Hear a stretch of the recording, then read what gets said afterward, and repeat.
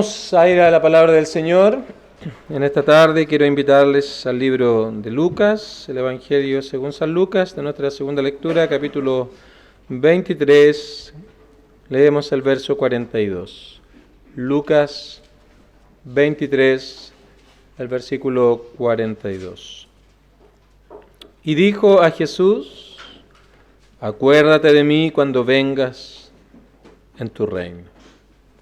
Nuestro tema para esta tarde se titula Una conversión inesperada. Nos reunimos como cada domingo para escuchar el mensaje del Evangelio. Este mensaje del Evangelio es el mensaje de salvación, el mensaje de vida eterna, el mensaje de la reconciliación con Dios. Y todo esto tan solo por la gracia de Dios. Es un favor inmerecido, no es algo de lo cual nosotros seamos dignos. No es que haya algún mérito en nosotros, no es que haya alguna obra que nos haga merecedores, sino que este es un mensaje que es comunicado por medio de palabras, un mensaje que trata acerca de la salvación por la gracia de Dios, y esto entonces es alcanzado mediante la fe, la confianza plena en Cristo como el único medio, el único mediador por el cual podemos estar en comunión con Dios. Gracia es una hermosa palabra. Es una palabra mal usada muchas veces en contextos aún evangélicos, donde básicamente se usa la gracia como un medio para poder llevar vidas licenciosas. Se usa la gracia como una excusa para vivir vidas completamente alejadas de la palabra del Señor. Pero gracia es una hermosa palabra. Esa bondad de Dios desplegada por su mera misericordia, por su sola bondad, por su solo amor y no por algún mérito que nosotros podamos presentar delante de Él como para recibir algo a cambio. Es un favor inmerecido. Gracia, darnos lo que no merecíamos. Y esa gracia obra entonces, esta gracia de Dios obra influenciando el corazón de los que Dios ha llamado. Trae una influencia divina sobre el alma, la mente, sobre la voluntad, sobre los sentimientos. ¿Y de qué manera es esta influencia? En primer lugar, es un entendimiento, es una comprensión. La fe cristiana, el Evangelio, no es algo vacío, no es algo que no esté fundamentado en cosas que no tengan ningún tipo de justificación, sino más bien parte por la mente. Para algunos antiguos era llamado el palacio de la fe. No es algo que creemos simplemente a locas, sino lo primero que hace la gracia es traer entendimiento. Traer entendimiento acerca de Dios. El que se acerca a Dios debe creer que Él existe y es galardonador de los que le buscan. Entendemos que Él es real, que Él es verdadero, pero además entendemos que Él es un Dios santo por un lado. Esto significa que no puede tolerar la maldad, es perfectamente santo, 3 veces santo lo llama la Biblia, de tal manera que no puede pasar por alto el pecado, pero también Él es justo, debe tratar con este pecado, pero también nos lleva a comprender la bondad y el amor de Dios al proveer una manera en cómo el pecado puede ser perdonado. Esto la gracia comienza a mostrarlo. La santidad de Dios, su perfección, en cuanto Él desprecia el pecado, Él debe castigar el pecado, pero también vemos su amor que Él perdona el pecado. Vemos nuestra realidad también. Vemos lo que somos delante de Dios, pecadores, que no tenemos cómo pagar por el pecado, no hay nada bueno en nosotros, no somos capaces de cumplir las demandas de Dios, no somos capaces de poder satisfacer las demandas justas de Dios. Así que vemos esa realidad de estar indefensos, de estar completamente ajenos a la vida de Dios. También nos muestra ahora el camino a la salvación, el camino a la comunión con Él, el camino a la comunión y reconciliación con Dios. Nos muestra a Cristo como el único medio por el cual el hombre puede alcanzar salvación. Y esto luego entonces por la obra de Dios lo que hace es que mueve mi conciencia. Trae vergüenza por el pecado, eso que nunca antes habíamos sentido, un dolor por hacer lo malo delante del Señor.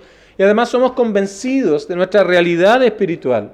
Somos convencidos de esta realidad inherente a cada persona y en particular a nosotros de manera individual. Así que despierta mi alma esa necesidad de perdón, a esa necesidad de ser limpio de mi pecado, a esa necesidad de alcanzar delante de Dios una limpia conciencia. Esto es algo nuevo, esto es algo completamente nuevo en la vida del hombre. Nunca se había experimentado algo así antes. Antes amábamos el pecado, antes planificábamos pecar. Antes nuestra vida era hacer aquellas cosas que nos satisfacían, pero de un momento a otro comienza a haber un cambio en nosotros, trayendo estos pensamientos, estos asuntos a nuestra mente que nos conmueve, nos avergüenza y nos convence de nuestra realidad delante del Señor. Así que ese desprecio a Dios, ese rechazo a Dios, esa vida que estaba caracterizada por lo que cantábamos en nuestro segundo himno, incredulidad, orgullo, jactancia, fraudes, negar al Señor, despreciar al Señor. Todas estas cosas comienzan a ser quitadas, comienza a ser eliminado mi aversión a las cosas de Dios. Y esta voluntad rebelde, esta voluntad que rechaza todas estas cosas es vencida y ahora somos inclinados a desear las cosas de Dios, a creer y a necesitar un Salvador. Entonces Dios ahora nos guía al arrepentimiento, donde este dolor por el pecado nos lleva a confesar lo que hemos hecho delante de Dios. Presentamos nuestra maldad, nuestro orgullo, nuestra vanidad, nos confesamos delante del Señor y ahora entonces ya no confiamos en nuestra autojusticia, no confiamos en nuestros propios méritos o capacidades y finalmente la gracia nos muestra a Cristo.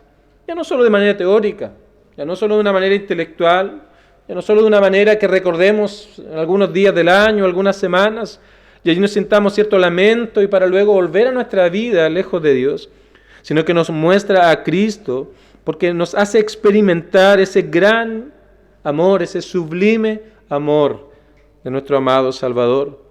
Vemos todo lo que Él hizo en favor de pecadores, comprendemos todo lo que Él hizo allí en la cruz del Calvario, vemos la suficiencia de su obra y que no hay nada que podamos añadir a lo que el Señor ya ha hecho hace aproximadamente 2000 años atrás.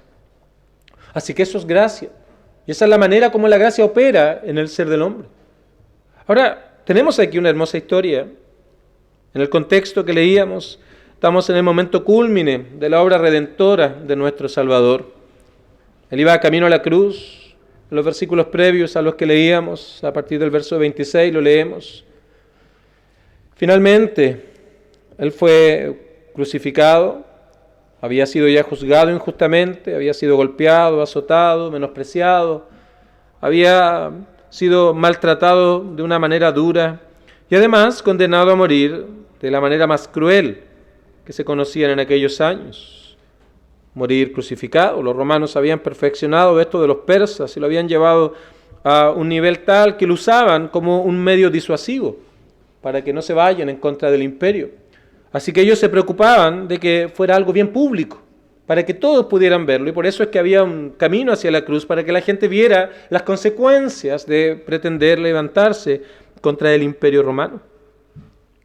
Así que tenemos aquí al Señor, pero en el versículo 32 se nos presentan dos malhechores, dos hombres, de los cuales no tenemos mayores detalles, pero obviamente podemos nosotros obtener algo de los relatos que tenemos, paralelos también a los evangelios, acerca de estos hombres. Por cierto, no eran hombres amables, ellos estaban condenados a morir. No eran personas tiernas, tal vez eran hombres muy duros, producto de años de crueldad, años de violencia, tal vez homicidios. El asunto es que cuando leemos los relatos paralelos, ambos malhechores, ambos ladrones, como también se presenta en otro pasaje, habían mostrado un desprecio y odio por Cristo. Ambos, sin excepción. Ellos estaban mostrando un odio, un desprecio hacia el Señor, tal como lo hace el hombre, despreciando a nuestro Dios, despreciando a Cristo, queriendo vivir para sí mismo. Así que hacían eco de los hombres que estaban burlándose de Cristo allí, ya sea hacia la cruz o en la cruz del Calvario. Y estando en esa situación, entonces, se oían estos menosprecios y ellos también lo decían: si eres el Hijo de Dios, desciende de la cruz. Y en esta terrible circunstancia, en esta terrible situación, es cuando vemos la gracia brillar una vez más. Porque poco a poco vemos a uno de estos ladrones que comenzó a haber un cambio. Algo pasó en su vida que vemos evidentemente un cambio en su vida. Y esto significó que en ese día, al morir, iban a quedar separados el uno del otro, no solamente por un instante, no solamente por un par de días o un par de años. Estos dos malhechores, al final de su vida aquí en la tierra, iban a estar completa y absolutamente separados por la eternidad. Y la pregunta es, ¿qué hizo la diferencia? ¿Qué produjo la diferencia entre estos dos malhechores que estaban burlándose de Cristo, estaban despreciándole, estaban odiándole, estaban hablando mal de Él? La pregunta es, ¿qué produjo esta diferencia que el relato nos muestra que al final de su vida iban a quedar separados el uno del otro por siempre, para siempre, por toda la eternidad? Y la respuesta no es más que la gracia salvadora operando en uno de ellos. Lo que acabamos de mencionar lo vemos claramente en este pasaje que leíamos del libro de Lucas. Es una conversión inesperada. Estaba a minutos, a instantes de morir. Era un hombre que había hecho lo malo, un hombre sanguinario tal vez, un hombre que estaba allí porque merecía. Seguramente mató a alguien o se fue en contra del imperio, tal vez tomó las armas. No lo sabemos con exactitud, pero lo que sí sabemos que la gracia de Dios, este favor inmerecido, operó en su vida, obró en su vida e hizo un cambio tremendo. Es una conversión inesperada. Si fuera un joven tal vez que le hablamos y tiene tiempo, uno diría, bueno, pasó tiempo para que pudiera procesar estas cosas. Pero este es un hombre que estaba a punto de morir, pero allí también la gracia ha obrado. La extensión de la gracia de Dios no tiene límite. Y esa gracia también es desplegada hoy aquí a todos aquellos que tal como este hombre vienen delante de Él con la misma humildad, con la misma solicitud, como dice el verso 42, acuérdate de mí cuando vengas en tu reino. Así que veamos cómo la gracia de Dios obró en el corazón de este hombre. Porque en primer lugar trajo entendimiento a la vida al ser de uno de estos malhechores. Pensemos una vez más, había burla allí, un tono de desprecio. Y las palabras de Cristo, sumados a lo que la gente decía, les hizo escuchar verdades sobre el que estaba a su lado. Tal vez los hombres decían, como acabo de mencionar, eres el Hijo de Dios, desciende de esa cruz. Y este hombre estaba escuchando aquellas cosas. ¿Será este el Hijo de Dios? Tal vez alguna vez escuché que iba a venir un Mesías. ¿Será este acaso? Pero tal vez las mismas palabras de Cristo que Él dijo allí en la cruz del Calvario le fueron dando entendimiento a este hombre. Así que él comenzó a entender cosas que antes indudablemente no comprendía. Su vida, como ya mencioné, tal vez es una ilustración perfecta de la vida de todos aquellos que están hoy aquí sin Cristo. Tal vez no ha matado a nadie, no le has quitado la vida a nadie, pero tal vez has tenido odio hacia alguna persona.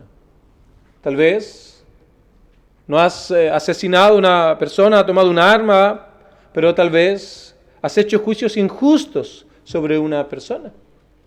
Bueno, aquello ya te hace culpable del mismo mandamiento que tal vez estaba siendo acusado este hombre. Porque nuestro Señor en el Sermón del Monte, cuando comienza a hablar acerca del reino de Dios, Él comienza a mostrar lo que significa precisamente la vida cristiana. Y Él entonces comienza a explicar también los 10 mandamientos. Y Él dice en una palabra hermosa, dice, oísteis que fue dicho, no matarás, versículo 21 del capítulo 5 de Mateo, y cualquiera que matare será culpable de juicio.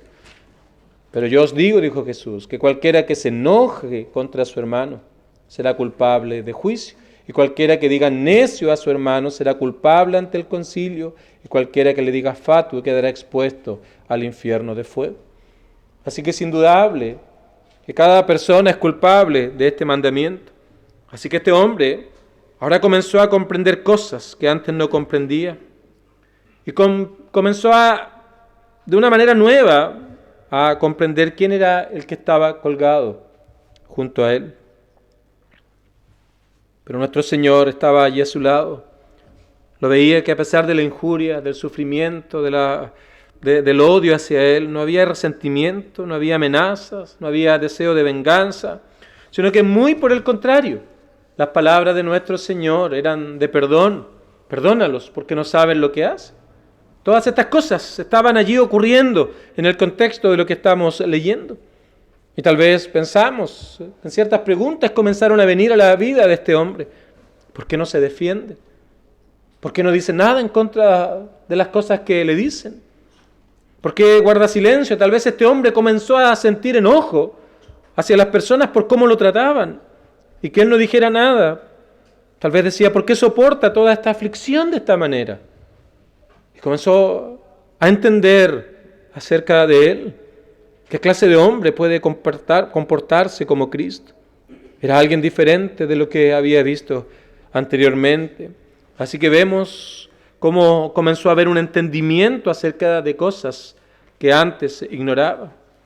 Pero aquello también movió su conciencia. No fue un mero entendimiento, no fue una mera comprensión pasajera de esto, sino que ahora el temor a Dios le impidió continuar hablando palabras tan duras, porque comprendió que el que estaba a su lado realmente era el Mesías prometido, el único que podía salvar su alma.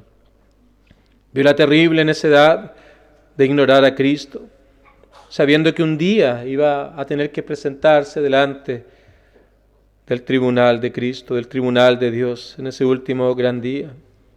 Ahora la presencia del temor de Dios en nuestros corazones es siempre una indicación de entender que Dios debe juzgarnos.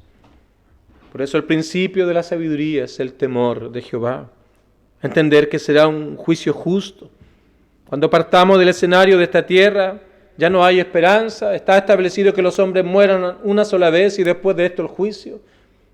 Así que comenzamos a pensar en todos estos asuntos. Y esto movió la conciencia, el corazón, el ser de este hombre. Luego también toda aversión, todo rechazo a Dios fue quitado. ¿Cómo lo probamos eso? Porque la primera evidencia del cambio que estaba llevándose a cabo aquí, de la obra, de la gracia en el corazón de este malhechor, lo vemos en la disposición ahora, ya no a hablar en contra de Dios, en contra de Cristo, sino a hablar por el Señor, a hablar en favor de Él. Mira versículo 39. Y uno de los malhechores que estaban colgados le injuriaba diciendo, si tú eres el Cristo, sálvate a ti mismo y a nosotros. Pero mira ahora el cambio que hay en el otro malhechor. Dice, respondiendo el otro, le reprendió. Se enojó con esas palabras que estaba diciendo y dijo, ¿ni aún temes tú a Dios, estando en la misma condenación? Y luego añade, nosotros a la verdad justamente padecemos, porque recibimos lo que merecieron nuestros hechos, mas ningún mal hizo. Toda aversión, rechazo a Dios, toda rebeldía a Dios. Vemos aquí cómo es transformado ahora en una disposición a hablar por el Señor. La obra de gracia en el corazón, la obra de gracia de Dios en aquellos que han de ser salvos. Y eso le movió al arrepentimiento. Fue movido a la confesión de su pecado. Versículo número 41, una vez más. Porque recibimos lo que merecieron nuestros hechos. Él admitió algo que jamás hubiera admitido antes, probablemente, que era culpable de sus crímenes e incluso que su castigo era merecido.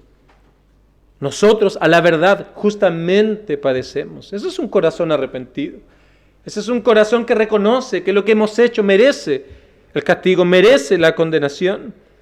Ese es un corazón que entiende que no podemos ofrecer nada delante del Señor. Y si algo hemos de traer, no es ningún mérito, sino tan solo nuestro pecado para confesarlo delante de Él. Así que viene ese arrepentimiento. Eran nuestros hechos, dice ahí. Estos son nuestros hechos. Y aquí es donde, obviamente, cada uno de nosotros debe comprender y debe entender y debe confesar delante de Dios cuáles han sido esos pecados que hemos hecho en contra de Dios. la mentira tal vez, la indiferencia a Dios. No queremos considerarle, no queremos para nada escuchar el Evangelio, más bien nuestro rechazo es constante hacia Él. Tal vez es el orgullo, tal vez es la vanidad de la mente, la vanagloria. Podríamos ir a algunos pasajes para enumerar muchos de ellos, pecados de todo tipo. Entonces este hombre los toma allí y comienza a confesarlos, diciendo simplemente estas palabras: lo que nosotros hemos hecho, lo recibimos, recibimos lo que merecieron nuestros hechos. Arrepentimiento, fue consciente de su pecado y los confesó delante de Cristo. Tal vez antes él se excusaba, como muchos también hoy. El ambiente en el que crecí de violencia, los amigos que tuve, o las oportunidades que no tuve a mi mano, las desigualdades que se veían en el imperio. Tomaba todo esto como una mera excusa simplemente, pero ahora lo vemos completamente diferente. El hombre reconoce que él es pecador, justamente padecemos. Y luego confiesa que su pecado es una indicación de confesión porque recibimos lo que merecieron nuestros hechos. Esta es una señal de la obra de gracia en el corazón, cuando ya no hay autojusticia, cuando ya no hay excusas, sino que ahora se da paso a reconocer que es un problema de nuestro propio corazón. Si hay algo contra el creyente alguna vez luchó en su vida, fue con la autojusticia, con el hecho de merecerse las cosas, con el hecho de querer obtener algo a cambio por medio de algo que uno da. Si hay algo con que lucha un ser humano es con la autojusticia, con las excusas que se levantan al llamado de Dios. Así que vemos aquí, insisto, el arrepentimiento y la confesión de pecado. Dijo Spurgeon, un gran predicador, el creyente al menos hace una oración en su vida. Por supuesto, son muchas más, pero al menos hace una oración en su vida, la oración de arrepentimiento. Cuando venimos delante del Señor y le decimos, como dijo David, enfermedad mía es esta. Contra ti solo he pecado y he hecho lo malo delante de tus ojos. Esa es la realidad de un corazón que viene delante de Dios en arrepentimiento, sin excusa. Este es mi problema. Esta es mi realidad. Estas son las cosas que yo he hecho. Estas son las cosas que han dominado mi vida. Estas son las cosas que han inspirado mi existencia. Servirme a mí mismo. Servir todo lo que respecta a mi propio criterio. Señor, no te buscaba, era indiferente, era ignorante, era rebelde a ti. Aquí está mi pecado, Señor, lo confieso delante de ti. Pero también este hombre confió en Cristo. Él entendió lo que Cristo había venido a hacer. Comprendió que Cristo no era culpable, él era inocente. Esto lo vemos aquí en el versículo número 41. Mas ningún mal hizo, él no ha hecho nada malo. Lo que estaba diciendo es que este hombre no merece estar ahí. Este hombre es sin pecado, no tiene nada que confesar, no hay ninguna culpa que él tenga que pagar por sí mismo. Así que lo que él estaba haciendo allí a su lado no era más que en favor de otros. Era el representante de personas que no podían ser reconciliados con Dios por sí mismos, personas que necesitaban el perdón, pero no podían ganarlo de ninguna manera. Así que él dice, ningún mal hizo. Él no merece estar aquí. Así que lo que está haciendo lo ha hecho en favor de otros. Sin duda, para este hombre, ya no era una burla. Si eres hijo de Dios, baja de aquella cruz, desciende de esa cruz. Sino que para este hombre ahora realmente era el Hijo de Dios, el Salvador del mundo, el Mesías prometido. No hay esperanza fuera de Cristo. No nos sorprende ahora que llegamos al versículo número 42. Porque confesó su pecado. Mira la obra de gracia. Hubo entendimiento en su vida.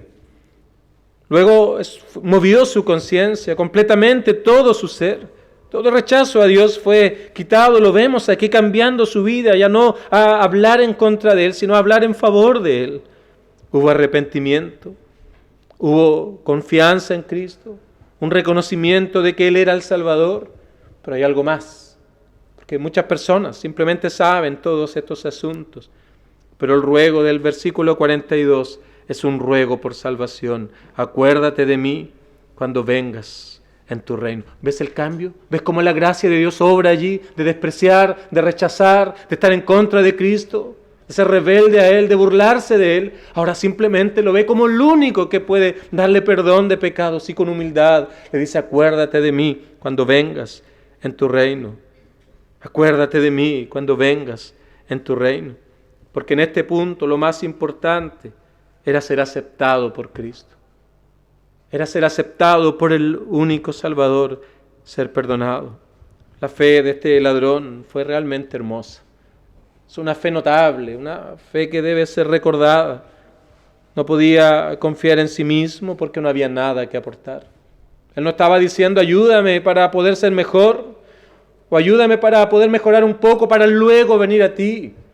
Él está reconociendo su total incapacidad y confiando que Cristo es el único que puede darle salvación y vida eterna. Acuérdate de mí.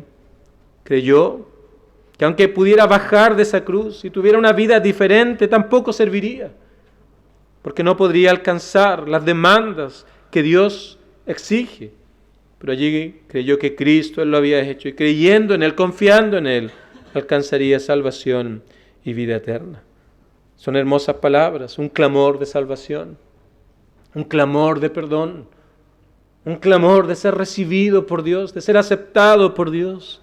Es un clamor que viene de lo más profundo de su corazón. No es simplemente: bueno, si no te gusta como soy, no importa, ¿sí? ¿Puedo seguir así? O poner condiciones a Dios. Yo sería tu hijo siempre y cuando pueda permanecer esto en mí, o seguir haciendo estas cosas.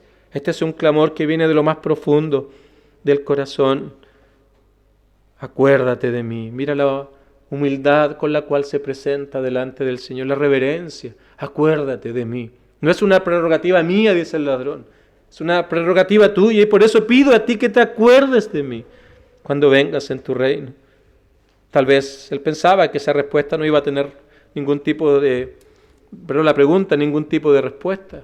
La había maltratado, había hecho lo mal, lo había menospreciado, y ahora humildemente le pide al Señor que se acuerde de él. Es una fe notable. Y queridos amigos, a menos que vengamos a Cristo de esta manera, a menos que vengamos a Cristo de esta manera, nunca lo habrás conocido realmente.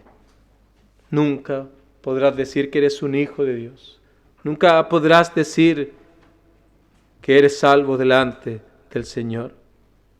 La respuesta de Cristo entonces, para terminar, versículo número 43. Aquí está la gracia de Dios brillando una vez más. En vez de rechazarlo, en vez de decir: mira lo que has dicho, en vez de sacarle en cara las palabras duras que él dijo, al ver la sinceridad de este hombre, el arrepentimiento, la confianza en él, simplemente palabras tan tiernas y amorosas. De cierto te digo que hoy estarás conmigo en el paraíso. Esa promesa que había recibido de Cristo era más valiosa para él que cualquier otra cosa que tuviera valor en el mundo para este malhechor, porque era lo único que podía llevar al otro lado de la vida. Cuando la lámpara de esta vida se apague y la de la otra vida se encienda, esta promesa de Cristo era lo único que podía llevar consigo. Este hombre fue aceptado por el Señor porque vino en arrepentimiento, porque vino confiando en Cristo, porque no hay otra manera, no hay otra forma de alcanzar salvación y vida eterna. Así que debemos acercarnos al Salvador como lo hizo este hombre.